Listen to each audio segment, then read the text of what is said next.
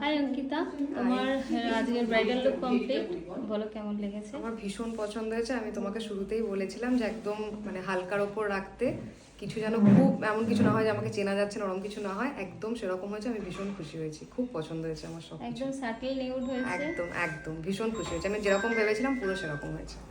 Hi everyone, this side রূপালি। তোমরা তো ব্রাইডের final look and review দেখতেই পেলে।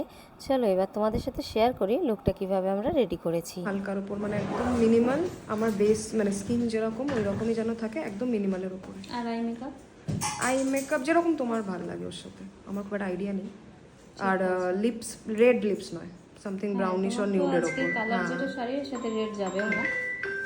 আমরা মেকআপ আর্টিস্টরা প্রথমে ব্রাইডের সাথে কনসাল্ট করি যে তাদের ডিজায়ার লুক কেমন আছে, কারণ এটা প্রত্যেকেরই লাইফের একটা ড্রিম ডে, বিগ ডে।